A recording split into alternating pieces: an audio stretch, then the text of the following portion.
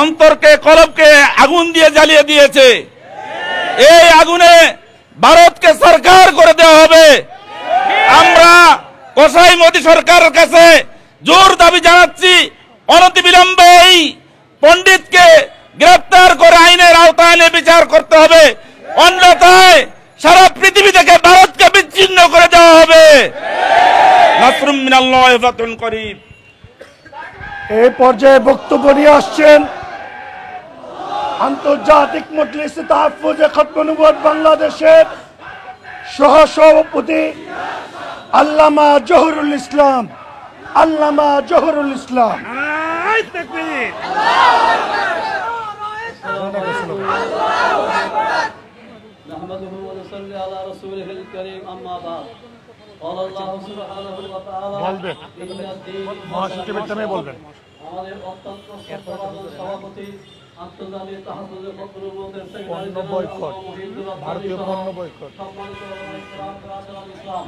আমরা জানি পুরো বিশ্বের মধ্যে বহু নাস্তিক মুরতাদ আমাদের নবী, প্রাণের নবী সৈয়দনা মুহাম্মদ রাসূলুল্লাহ সাল্লাল্লাহু আলাইহি সাল্লাম নিয়ে বিভিন্ন ধরনের কটূক্তি করতেছে। ভারতের যারা করছে এদের আরো বহু ধরনের উত্তরসূরি বহু জায়গার মধ্যে আছে। আমরা বলতে চাই এ ধরনের প্যারা নবী মুহাম্মদ রাসূলুল্লাহ সাল্লাল্লাহু আলাইহি সাল্লামের অপমান যেখানেই করবে বিশ্বের মুসলমান কোনো জায়গার মধ্যে চুপ থাকতে পারে না। আমরা তাদের প্রতিবাদ করতে এখানে আজকে সমবেত হয়েছি। সমস্ত তৌহিদি জনতার আমাদের মনের মধ্যে খুব ব্যথা। আমাদের প্যারা নবী মুহাম্মদ রাসূলুল্লাহ সাল্লাল্লাহু আলাইহি সাল্লামকে কেউ যদি এই ধরনের অপমান করে, আমাদের রক্ত দিয়ে নবীজির ইজ্জত রক্ষা করার জন্য আমরা কি রাজি আছি? আমাদের বাংলাদেশের মধ্যে এই ধরনের আইন করতে হবে। যদি নবীর বিরুদ্ধে কেউ এই ধরনের বেয়াদবি করতে চায়, তাদের যেন ফাঁসির জন্য আইন করা হয়। এবং বিশেষভাবে ইসলামের বিরুদ্ধে যে কোনো জায়গার মধ্যে ইসলামের কটূক্তি করবে তাদের বিরুদ্ধে বিশ্বের সব জায়গার মধ্যে যেন আইন হয়। জাতিসংঘের মধ্যে এই ব্যাপারে যেন আইন গ্রহণ করা হয়। মুসলমানদের ইজ্জত লইয়ে যেন মুসলমানরা জীবন যাপন করতে পারে।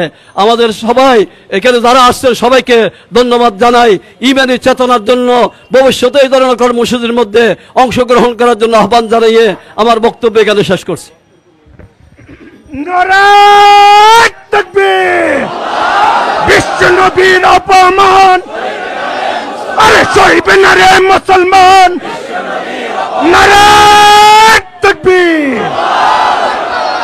এই পর্যায়ে বক্তব্য নিয়ে আসছেন আন্তর্জাতিক মজলিসে তাহফুজে খতম নবুয়ত বাংলাদেশের সংগ্রামী মহাসচিব আল্লামা মহিউদ্দিন রব্বানী। আল্লামা মহিউদ্দিন রব্বানী। নারায়ে তাকবীর।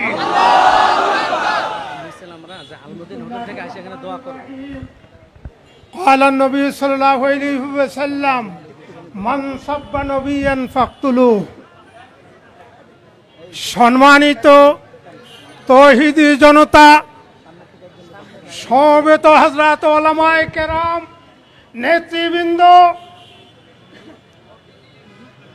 আমি আপনাদের সামনে স্পষ্ট ভাষায় বলতে চাই, আমরা সকলে জানি রাসূলুল্লাহ সাল্লাল্লাহু আলাইহি সাল্লামের 23 বছর নবুয়তের মাঝে দীর্ঘ 21 বছর নির্যাতন জুলুম ভোগ করেছেন। যখন মক্কা বিজয় হয় 8 হিজরির পর 10ম হিজরি রাসূল দুনিয়ার থেকে বিদায় নেন। তাহলে মাত্র 2 বছর পেয়েছেন। আর নির্যাতন জুলুমের স্টিম রোলার চলেছিল দীর্ঘ 21 বছর। সেই নবীর উপরে তো স্টিম রোলার যারা যেই কুখ্যাত ওই নাস্তিক, ওই মুরতাদ ও আবু জাহেলের বাহিনী চালিয়েছিল, তারা পর্যন্ত যে দৃষ্টতাপূর্ণ বক্তব্য রাখে নাই। বর্তমান আমাদের ভারতের ওই নরেন্দ্র মোদীর ও কুখ্যাত দালাল ওই হিন্দু পুরোহিত সেই দৃষ্টতা দেখিয়েছে। পৃথিবীর ইতিহাস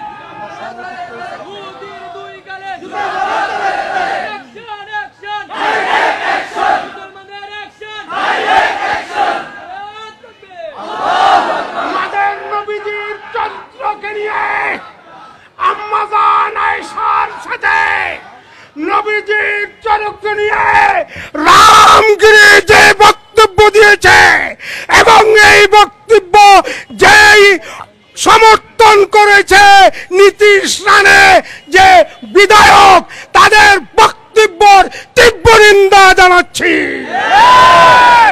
এই দুইজন সহ আরো যারা আছে এদেরকে গ্রেফতার করতে হবে। তাদের বিরুদ্ধে অসংখ্য মামলা হওয়ার পরেও এই মোদী সরকার গ্রেফতার করে নাই। মোদীকে বলতে চাই, পৃথিবীর 200 কোটির উপরে মুসলমানের ইমানি চেতনায় তুমি আঘাত দিয়েছ। মুসলমানের ইমানি চেতনার এই আঘাত মুসলমানেরা কোনোভাবে বরদাস্ত করবে না। পৃথিবী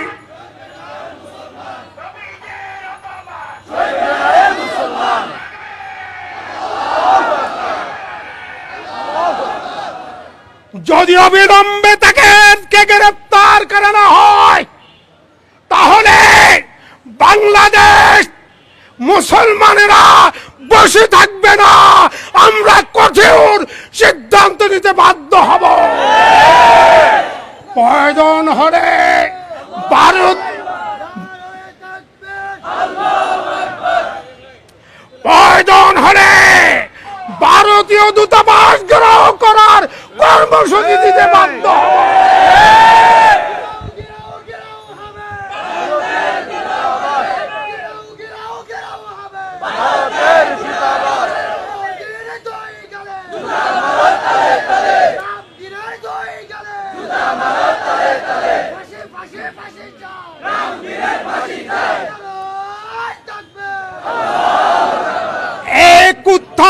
দুইজন সহ ইতিপূর্বে কয়েকদিন পূর্বে ভারতের স্বরাষ্ট্রমন্ত্রীর বক্তব্য আমরা লক্ষ্য করেছি। এদের বক্তব্য এক সূত্রে গাথা। আমরা হুঁশিয়ার করে বলে দিতে চাই, এদেশ নতুন স্বাধীন হয়েছে। ভারতীয়রা ভারত প্রতিরোধীদের স্থান বাংলাদেশে নাই, বাংলাদেশে নাই।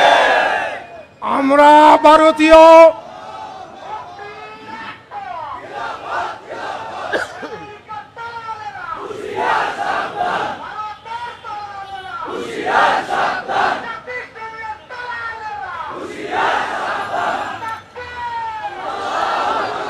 আমরা স্পষ্ট ভাষায় ভারতকে বলে দিতে চাই, ভারত আপনি পার্শ্ববর্তী দেশ, আপনার সাথে আমরা ভালো সম্পর্ক চাই।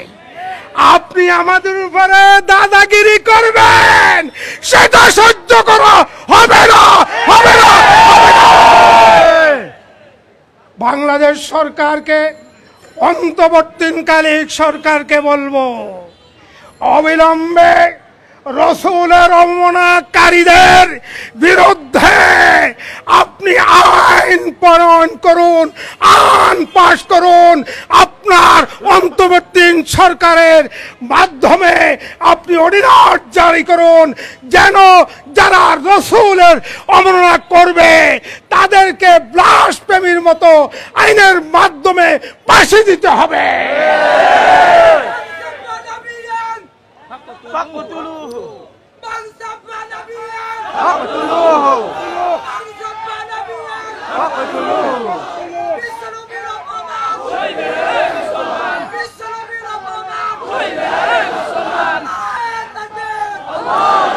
বন্ধুগণ, আমরা আজ থেকে আমরা ভারতীয় পণ্য বর্জনের ঘোষণা দিচ্ছি। ভারতীয় কোন পণ্য আমরা আমদানি করব না, আমরা ব্যবহার করব না। ভারতের সাথে আমরা প্রয়োজনে সবকিছু বয়কট করতে বাধ্য হবে ইনশাআল্লাহ। বন্ধুগণ,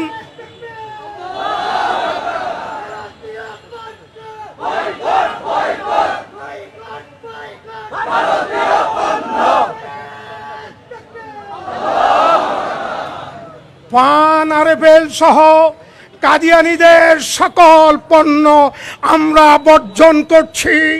অন্তর্বর্তীকালীন সরকারের কাছে শেষ দাবিটুকু রেখে যাচ্ছি, আল্লাহর নবীর ইজ্জত আবরু হেফাজতের জন্য আপনি যারা তথাকথিত সংখ্যালঘু মুসলমানের নামদারি কাদিয়ানী দেওয়া আছে তাদেরকে সংখ্যালঘু অমুসলিম ঘোষণা করে। আপনি যেদিন ডক্টর ইউনূস সাহেব যেদিন বিমানবন্দরে এসেছেন, আপনি এসে বলেছেন আহমদিয়াদেরকে সংখ্যালঘু, আপনার মুখে আসছে সংখ্যালঘু, আমরা সেটাই দাবি করি। সেই ঘোষণাটা দেন, সেই ঘোষণাটা দেন।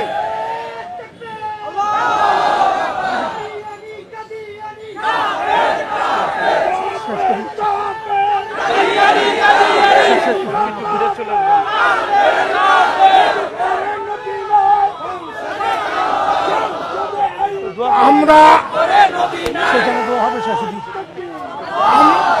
বন্ধুগণ, আমরা এর প্রতিবাদে হেফাজত ইসলাম বাংলাদেশের ঢাকা মহানগরীর পক্ষ থেকে আগামী সোমবার বাইতুল মোকাররম উত্তর গেটে বিকাল 3টায় প্রতিবাদ মিছিল হবে। আপনাদেরকে সেই প্রতিবাদ মিছিলে অংশগ্রহণের জন্য উদাত্ত আহ্বান জানাচ্ছি।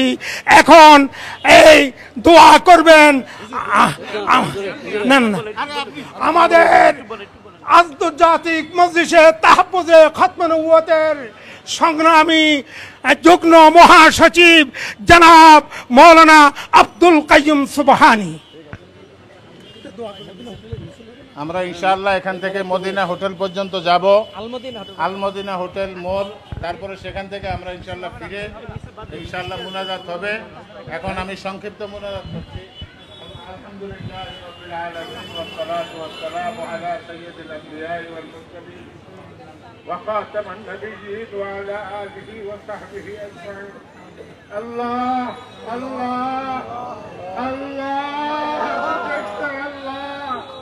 আল্লাহ আপনার জমিনের মধ্যে রাসূলের দুশমনরা দুশমনি করে যাচ্ছে। আল্লাহ আল্লাহ আমরা নিশ্চয়তা দিতে চাই আপনাকে। আল্লাহ আপনি সাক্ষী থাকেন, রসুলের মেয়াদ